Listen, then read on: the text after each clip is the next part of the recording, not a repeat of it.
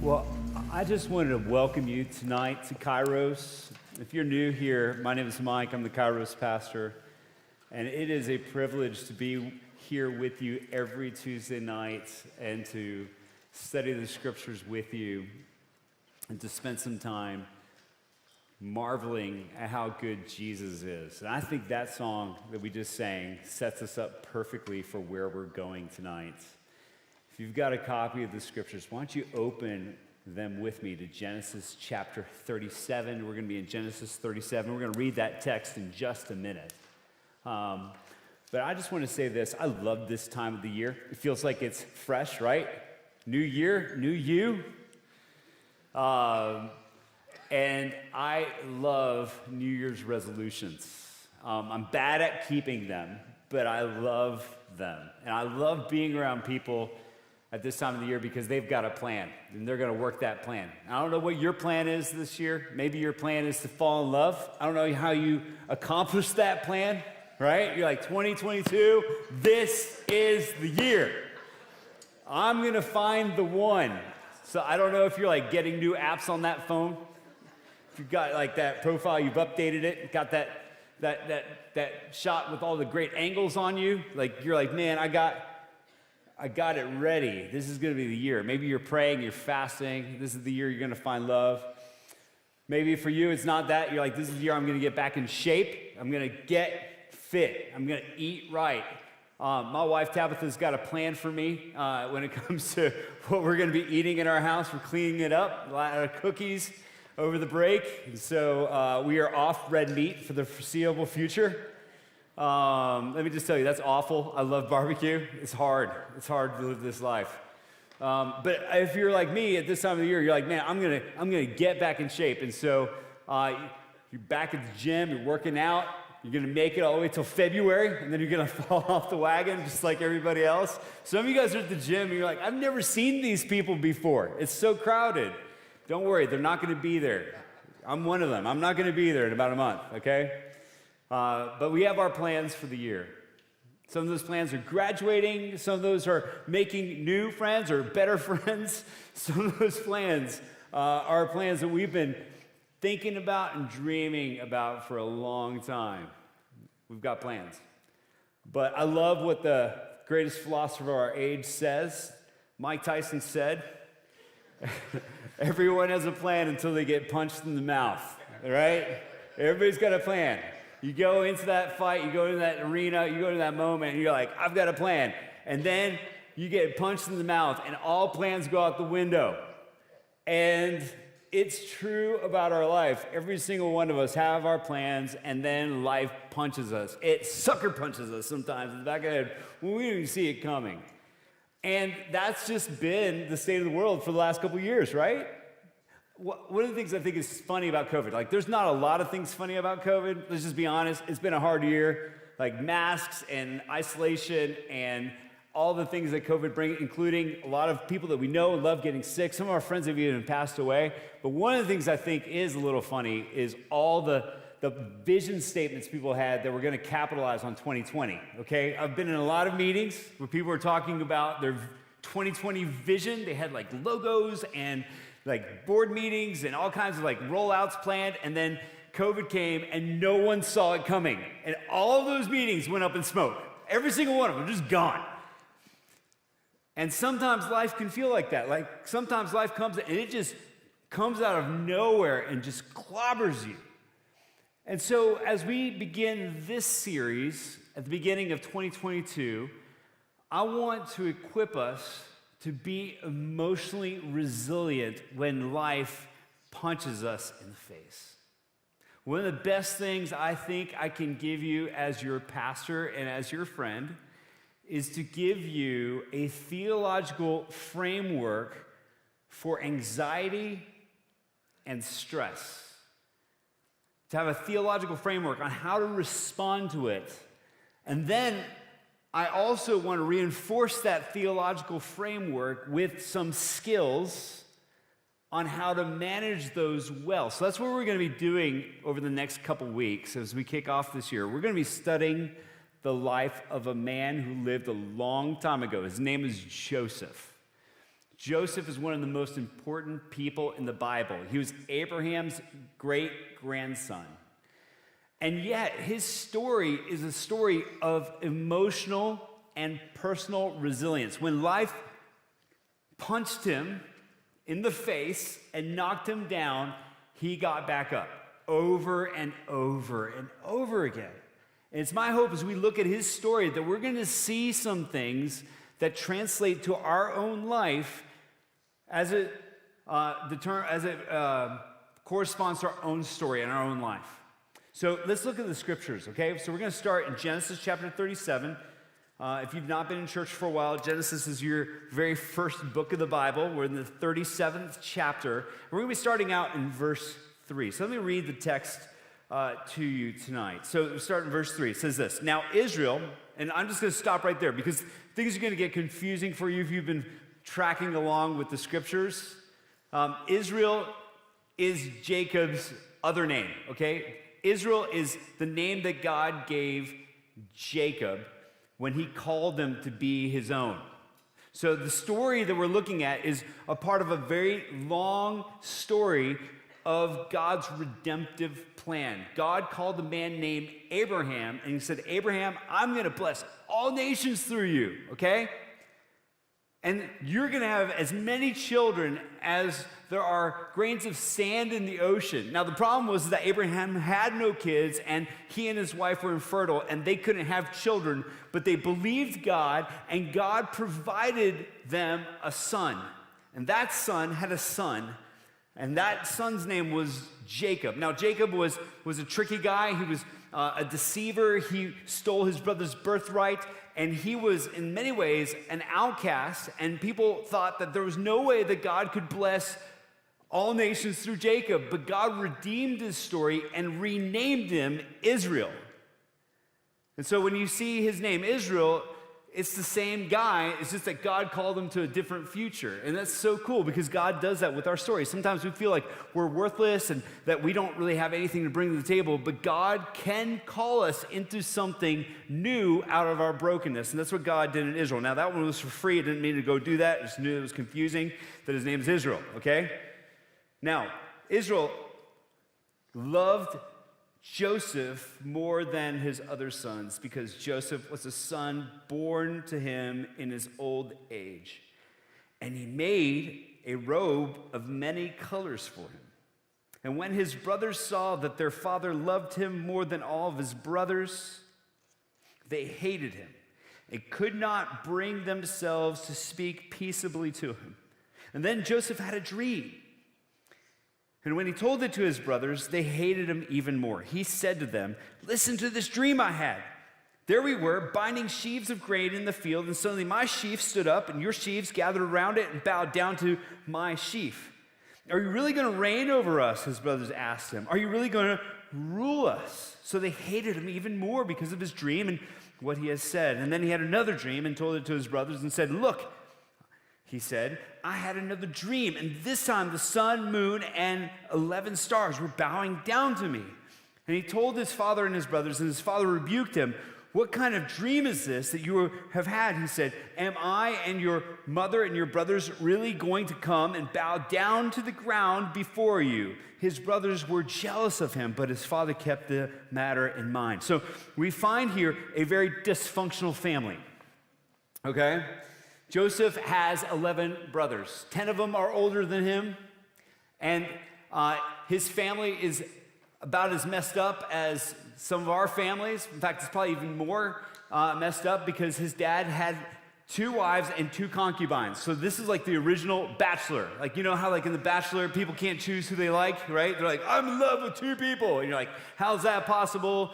And people go, "It's just a show." They're like bringing drama up. But in Israel's life, in Jacob's life, he was really in love with a girl named Rachel, but his father-in-law tricked him into marrying her sister. So that's jacked up on a lot of levels, right?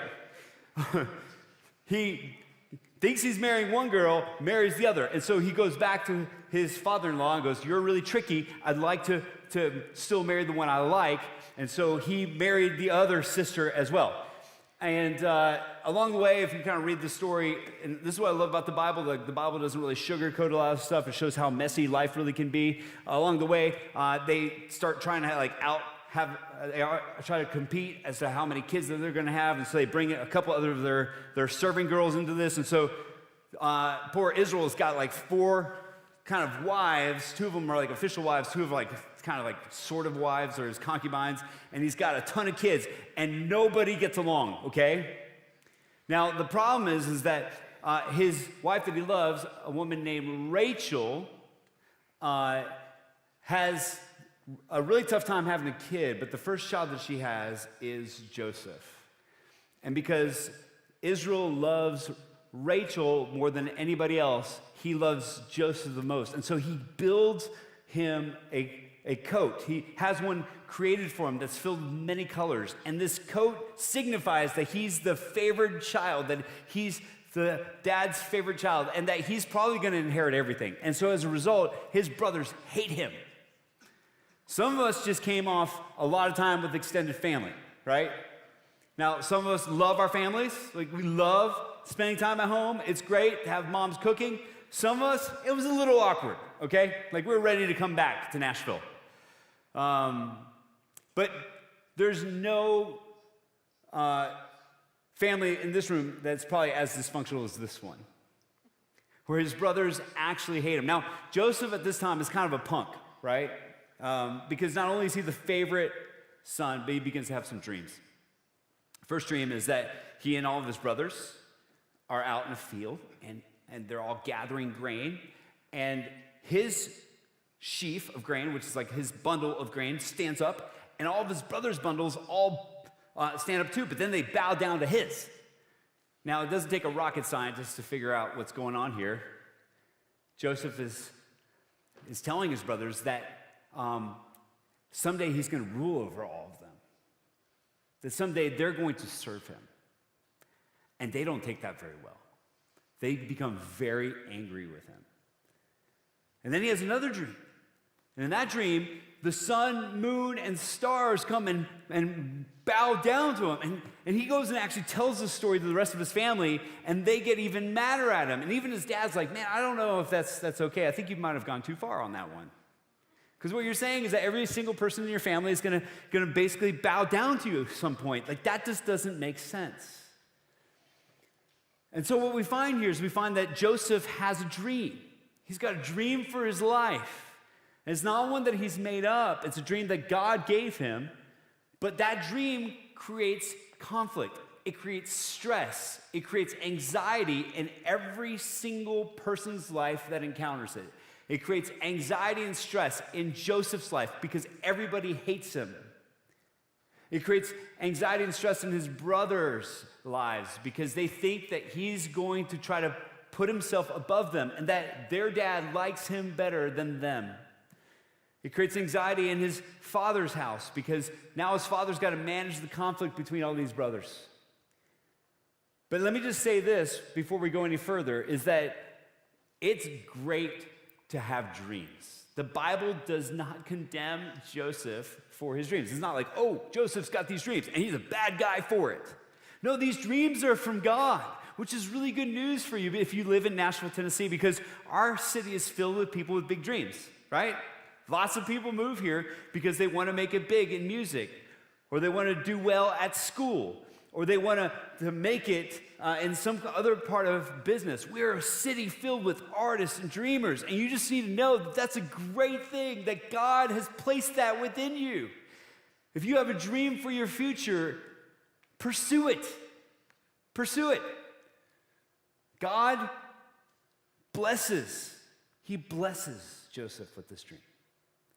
But the second thing you need to know is that when you do have a dream, that you're going to have opposition to your dream, okay? If you're a dreamer and you have a vision for your life, there will be opposition. And you see that in Joseph's life. Every single person in his life opposes his dream. His brothers hate him. Even his dad's like, I don't know. I mean, we love you, Joseph, but is this really going to happen? But what you find here is that the opposition that he faces is not something that is unforeseen by God, but is something that God wants to do. And this opposition takes place in the fact that he ends up being sold into slavery eventually. Why don't you guys look with me in the text? Let's go back to the scriptures. In Genesis 37, verse 18, so let's just jump down just a little bit. Joseph is told by his father to go check on his brothers. Now, just a little bit of background. Joseph and his family, they're nomadic. They live in tents. They don't live in a city.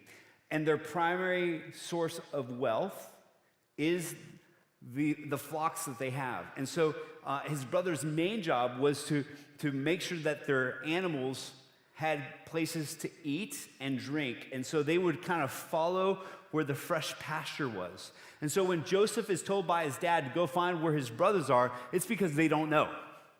They're basically over that way. And his dad wants to go check on them, make sure that they're okay. So he sends Joseph to go find out what his brothers are doing. And so he begins to go look for them. And so eventually he finds them, and they see him coming from a long way off. And this is what they say in verse 18. It says, they saw him in the distance, and before he had reached them, they plotted to kill him. They said to one another, "Oh, look, here comes that dream expert. So now, come on, let's kill him and throw him into one of the pits. We can say that a vicious animal ate him. Then we'll see what becomes of his dreams." And they do that. They capture him. They take his cloak off him. They throw him in a pit, intending to kill him. Eventually, they decide to sell him into slavery instead. And Joseph is sold for 20 pieces of silver, and he is sent to Egypt, which is a country that's very far away from them. And I think it's important for us to see what the brothers say here about Joseph and why they do this. They attack the dream itself. Do you see what they say in verse 19? They say, "Here comes that dream expert. Here's a dreamer." And then they go on to say this. They say, "Let's kill him and throw him in the pit. Then we'll see what becomes of his dreams." They attack the dream. And Joseph is sold into slavery, and it seems like his dream is dead because of his brothers. And this is something that's really tough for all of us, because when we have opposition to our dream, we face the reality that not everybody is for us. I think one of the hardest things for me is to realize that not everybody is for me. I like to live my life thinking that everybody will think all my ideas and all my dreams are great. Like when I share vision with somebody, I like to think that they're all going to be like, "That's wonderful. We should do that." Right? And I think you may have come into that realization as well. When you've shared something you want to do, maybe with a parent or with a friend or somebody you just met, or maybe you're like interviewing for a job and your dream is to pursue a career in something, you may just automatically expect them to say, "We've been waiting for you. This is awesome. Where have you been all of our life?" Because most of us think that when we have passion and we have talent, that everybody's going to get in line and help us accomplish our dreams. But what do you usually find? You usually find people going, "I don't know about you. You need to prove yourself. How many followers do you have?" Like, that's a real thing now, right? People aren't necessarily interested in making your dream come true. And every single one of us is going to have some level of opposition when we dream. And that opposition creates stress and anxiety within us. So let's talk about that for a minute. What's anxiety? Anxiety is really hard to define, but we know it when we see it. For years, I thought I'd never had anxiety because I felt like the only two feelings I ever had was that I was either hungry or I was okay, right? I was either hungry, and when I was hungry, I was like kind of like a miserable person, or I was okay.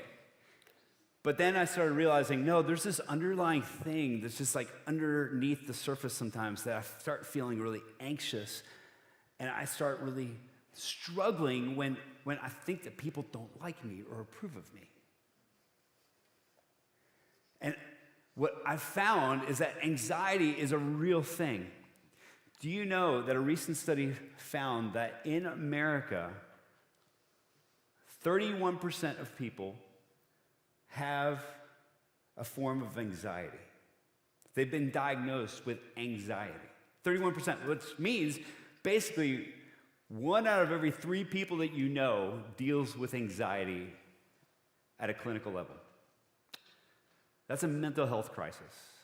And what we found, every expert, every study agrees with, is that COVID and the pandemic has made this worse. Since 2018, anxiety has grown 250% in our country. Not 25%, 250%. All of us are going through unprecedented times, and it's freaking us out.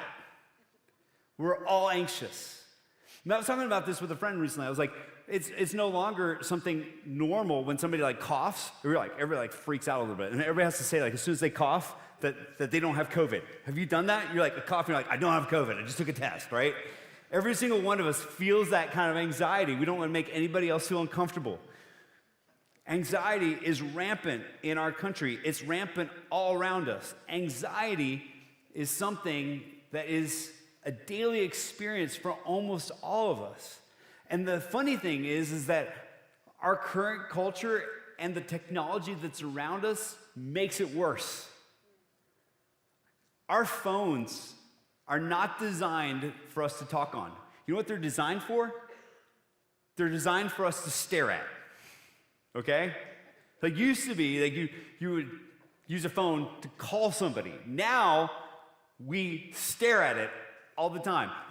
It was kind of sad. My 5-year-old got an old used iPhone that somebody gave her, and she carries it around with her. She pretends to stare at it, even though it's got nothing on it, and she plugs it in, even though it can't carry a charge. Why? Because she sees mommy and daddy do that all the time.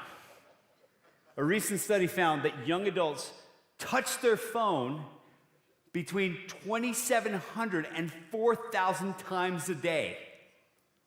Your phone wants you to look at it, and it's going to give you apps and alerts and text messages and all kinds of reasons to look at it. But one of the things that you find when it comes to our phones is that the most popular apps, which are Instagram and TikTok, constantly make us feel like we're getting left behind, right? Heard somebody say this recently, that Instagram and TikTok are their to-do list. Whenever I see something happening that somebody else is doing, I need to do it too, right?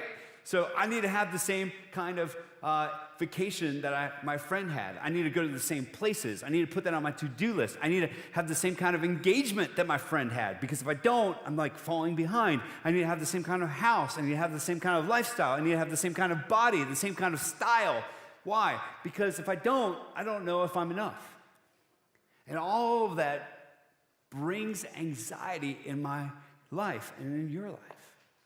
Because we have access to people's best moments, and we compare that best moment to our reality.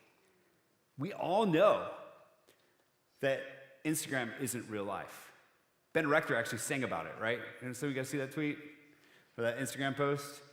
Instagram isn't real life. Well, we all know that's true, but we still live like it is. And it brings us to a place of breaking.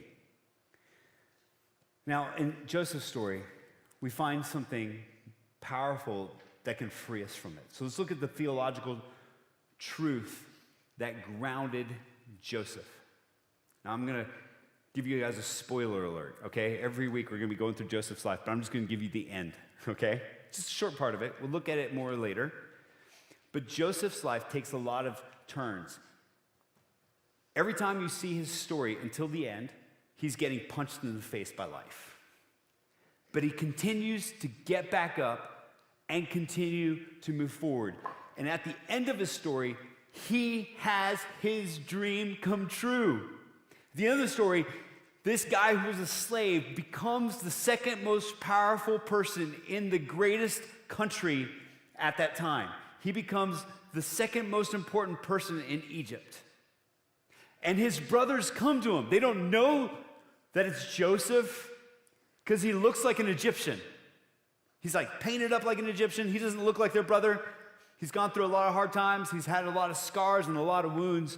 And when he reveals himself to them, they freak out. They're like, he's going to kill us, right? Like you would expect him to say, now I'm going to get mine. And they bow down before him. Just like his dream. Just like his dream. They fall on their faces and say, have mercy on us. And I want you guys to see what Joseph says. This is the linchpin of this entire series. Turn a couple pages over to your right.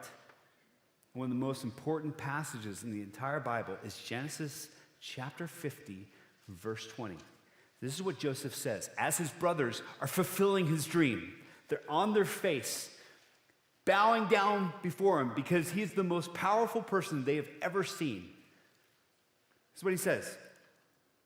He said, you planned evil against me. God planned it for good to bring about the present result, the survival of many people. So he says, what you planned was evil, but God had a different plan. And he took your evil plan and made it something good.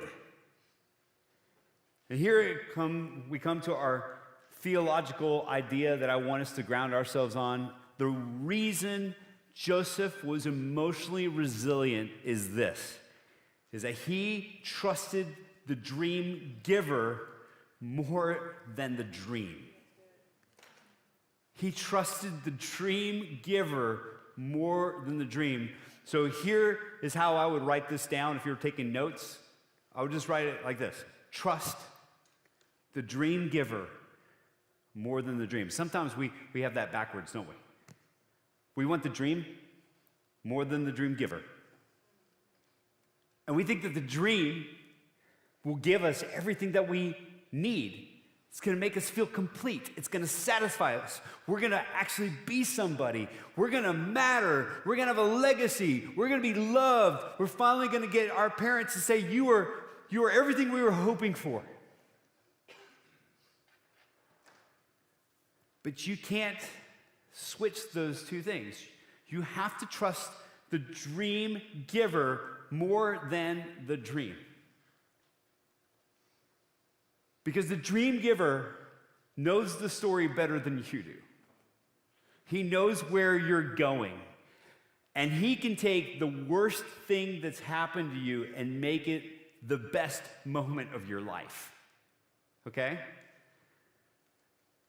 And so Joseph, in his perspective, he goes, what you meant for evil, God meant it for good. And what he's doing here is he's tying this moment to a theological idea of God's sovereignty. So what he's doing is he's saying, God is ultimately in charge. And in this story, what we see God telling us about himself is that he is in charge. That's what God's sovereignty means, that he's king over everything, even time itself. He's king over all of it. And this is something that is implicit in this story. This is what we see through Joseph's story, that God's ultimately in charge. But it's explicit all over the place in the Bible. And I just want to show you two times that it's very, very clear that God's in charge of all things. First one is in Daniel chapter 4, okay? You don't need to look at it right now. You can look it up later. But in Daniel chapter 4, the most powerful person who had lived up to that point was a man named Nebuchadnezzar. And he was king of Babylon. And he was king of every country and every place that he knew of. And he was proud of it. And God told him that if he did not humble himself, that there would be judgment upon him. And the judgment would be that he would lose his mind for 7 years. So Nebuchadnezzar tries to be good for a couple years. It seems like things are going pretty good. One day he starts saying, I'm the man. I built everything. I've conquered everything. And in that moment, God takes his reason from him, and he lives in a pasture for 7 years like a wild animal, eating grass. Can't talk to anybody. Goes completely bananas. And at the end of the 7 years, his reason returns to him, and he acknowledges that God alone is Lord of all things. This is what he says in Daniel chapter 4, verse 34. When Nebuchadnezzar's mind comes back, he says, then I praised the Most High, and honored and glorified him who lives forever, for his dominion is an everlasting dominion, and his kingdom is from generation to generation. So he goes, listen, I'm going to praise the God who has dominion over everything, and it never goes away. He says, all the inhabitants of the earth are counted as nothing, and he does whatever he wants with the armies of heaven and the inhabitants of the earth. There is no one who can block his hand or say to him, what have you done? He says, there is nobody who can stop God. No one can block his hand. No one can say, hey, God, let's do a review on you. There is no 5-star, 4-star, 3-star, 2-star, 1-star reviews with God. God can do whatever he wants. No one can stop him. Even the most powerful king, God can say, you're going to be a crazy person for 7 years because I'm in charge of everything. Now, the second story is in Acts chapter 4. And in Acts chapter 4, the early church is seeing a movement of God unlike anything else. Every time that Peter stands up and preaches, thousands of people get saved. The first time he stands up and preaches, over 3,000 men are saved. The next time he goes into the temple courts, preaches, 5,000 people get saved. They get arrested. They get put in prison. In the middle of the night, an angel opens the door and lets them out, showing that there's no one who can stop the power of God. Peter and John leave prison. They go to the place that they know that there's a Bible study. They show up. Little girl opens the door. She looks at him and goes, they're ghosts because they've apparently been killed in prison because she can't believe that they're out. So she freaks out, runs back. They're like, well, are they still there? They're like, yes. So they bring them in and they come in. The entire congregation begins to pray. And this is what they say. It's one of the most foundational claims about Jesus and about God's sovereignty. In Acts chapter 4, verse 27, as they're praying, they say this. Verse 27 says, for in fact, in this city, both Herod and Pontius Pilate with the Gentiles and the people of Israel assembled together against your holy servant whom you anointed. So they basically say, hey, in this city, in Jerusalem, all the powers that be, Herod, Rome, the high priest, they all conspired to kill Jesus. Now, look what they say next, verse 28. So they assembled against your holy servant, Jesus whom you anointed, to do whatever your hand and your will had predestined to take place. They go, this wasn't an accident that Jesus got killed.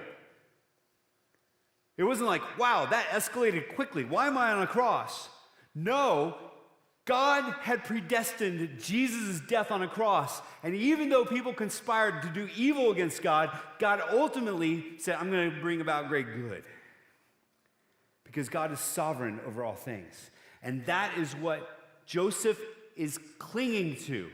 Even though I've been sold into slavery, God is still in charge. So here's what I want you to hear tonight. Okay? This is what I want you to hear tonight. I don't know what you're going through. You may have had a friend betray you. You might have been bullied by somebody. Your mom may have just been diagnosed with cancer. You might be feeling depression to the point that you're struggling to get out of bed. You might be so anxious right now. You look like you got it figured out on the surface, but inside you are afraid. I don't know what you're going through, but there is somebody who does, and he knows you, and he cares about you. And he will not let you down. He won't. He will not. He will not let you down. Why? Because it's impossible for him to do that. And even when people conspire to do evil against you, God can and will take it and use that for good. And sometimes you just need to claim it when you don't see how he's going to do it. But you need to choose to trust the dream giver more than the dream. When you do that, you find that God can do something incredibly powerful through your story. So that's the first piece. That's the theological premise. Trust the dream giver more than the dream. Second thing I want you to walk away with is the skill. Now, I worked with my friend Ken Core, who's one of our pastors here on staff. He's a clinical counselor, to kind of talk through this together. And this is something that he noted out of Joseph's life. And that is this is our skill, is to frame our story within God's story. So this is what I want you to do. This is how I kind of wrote it for you and I. The skill is to frame your story within God's story. Now you go, what does that even mean? Well, what that means is that just like Joseph, we need to see how our story is connected to the greater story that God's telling. Now, what psychologists say is one of the best things you can do to overcome anxiety is to be a master storyteller and to be someone that can tell your own story to yourself in terms that will forecast your future. And so they call this skill, I'm going to make sure this is right, they call it prospective psychology. What that means for those of us who are not psychologists is that a skill that helps us become emotionally resilient is to understand what has happened to us and to be able to make sense of it, to know what it was fact and what was fiction. What was fact and what was fiction. What I mean by that is that every single one of us have had traumatic moments. We've had moments where we feel betrayed, or we've been hurt, or we go through a time of struggle, and those moments are a fact.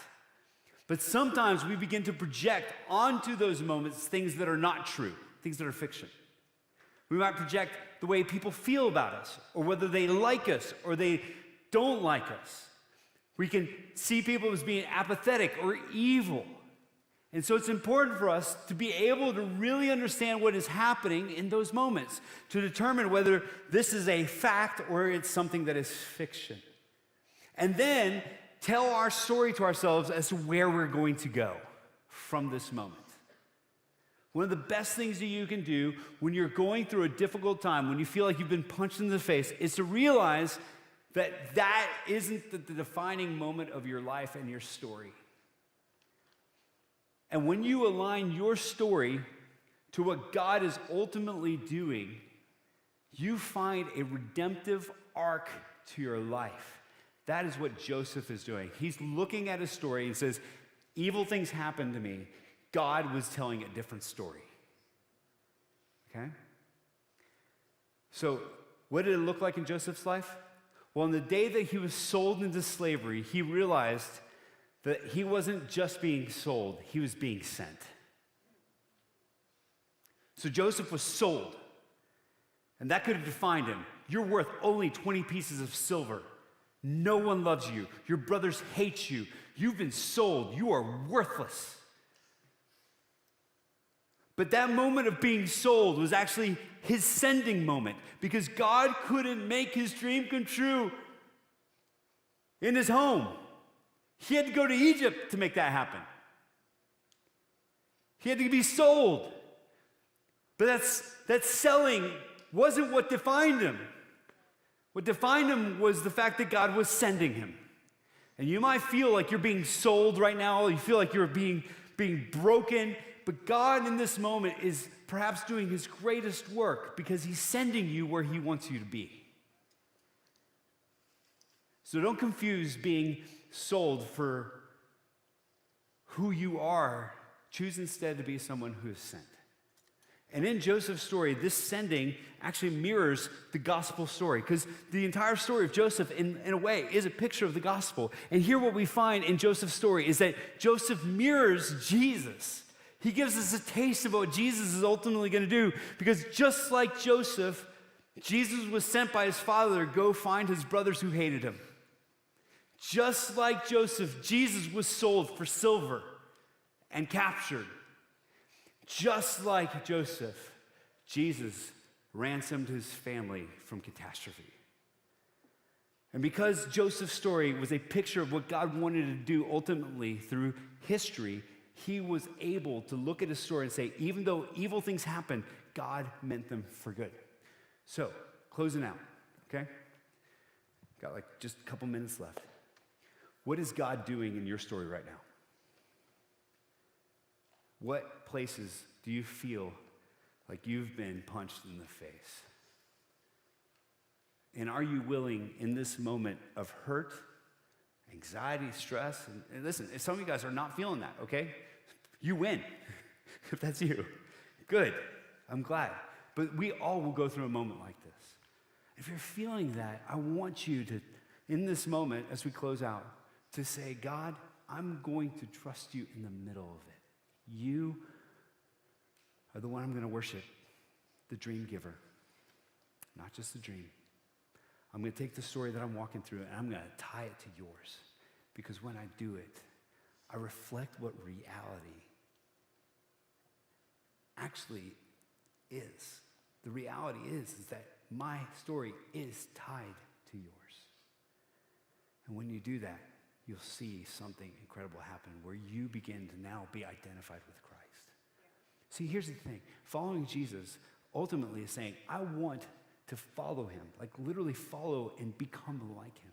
That's what it means to follow Jesus. It doesn't mean being a good person. It means following after the one who's actually good. And tonight, for some of us, that's the very first step we need to take, to say, God, I don't have it figured out, but I want to follow you because you do.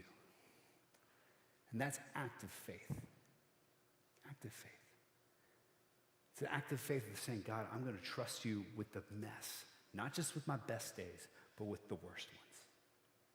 So I just want to take a moment to pray. I'm going to invite the band up as we respond. And I'm going to take this moment just to let us kind of sit in it, okay? I'm just going to ask a couple diagnostic questions, okay? The first one is this. Are you chasing the dream more than the dream giver? Are you chasing the dream? Is that all that you see, the dream that you have, the picture of what your life is going to look like this year, next year, 10 years from now? Are you chasing that? And is that what you want more than Jesus? And if that's you, you just need to know it's okay to want that dream, but it can't be ultimate because God's dream for you might look different, but it's going to be better. Second question. How are you doing at telling that story? Every time you have something bad, do you begin to beat yourself up? Do you begin to say that you're not lovable? Do you begin to say that you're not enough? Do you begin to tear yourself apart? Do you begin to want to give up? And if that's you, I just want to tell you that Jesus says he came to give abundant life, which means like awesome life, more than you can imagine. And he wants you to trade that narrative for a different one, a better one. And that narrative begins by just saying, Jesus, you can have the way I feel about the situation. You can have the anxiety that I'm carrying. You can have the future. You can have it all. Because I want my life to be aligned with the story that you're telling. So some of us need to trade the narrative and trade it for a better one. And if that's you, if you wanted to talk through that, there are a lot of people in this room who would like to help you. So come find me afterwards. Come find Boggs. Come find some of the people at our welcome desk, our next steps desk. There's going to be some prayer counselors up front here afterwards. But don't leave tonight if you're carrying the weight